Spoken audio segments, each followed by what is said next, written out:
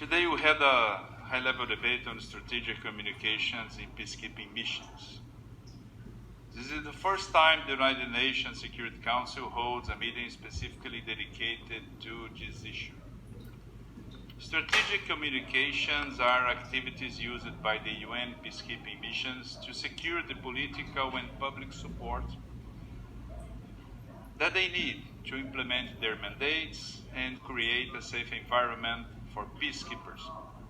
Strategic communications also help to manage expectations of local communities and the host government.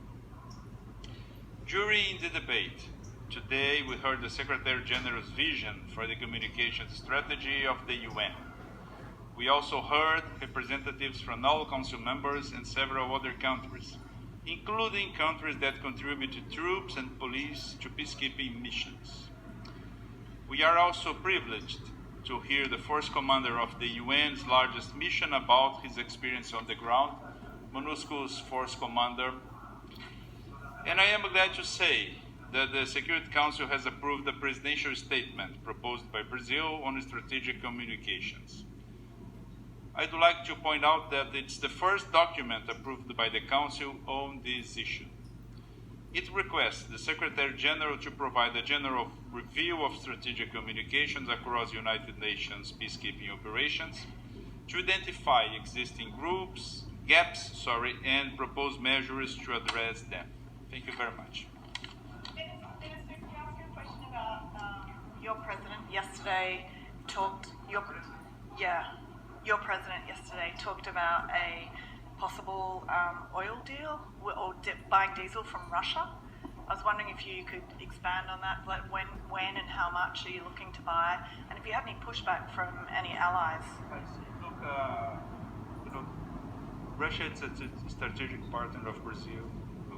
We are partners at BRICS. We rely heavily on fertilizers export from Russia and from Belarus as well. And of course, Russia is a great provider of oil and gas. You can ask Germany about that.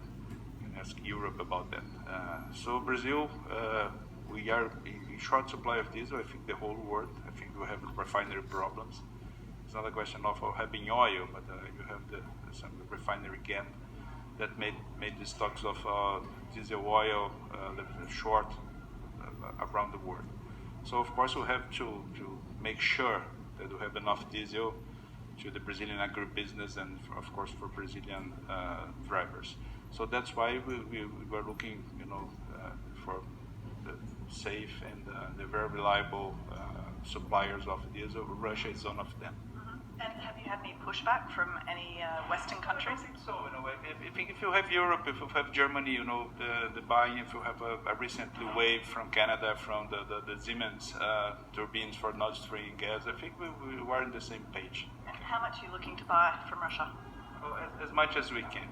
Okay. And shortly, soon, or? Yes. The deals are being closed. I think that recently, as is yesterday, so I think it's going on supply. You're not at all worried that is funding a war that has been condemned by so many here at the UN, a war on Ukraine, which is in breach of the UN Charter? Maybe ask Mr. Scholz about that, and then I answer. Thank you very much. Thank you, Minister.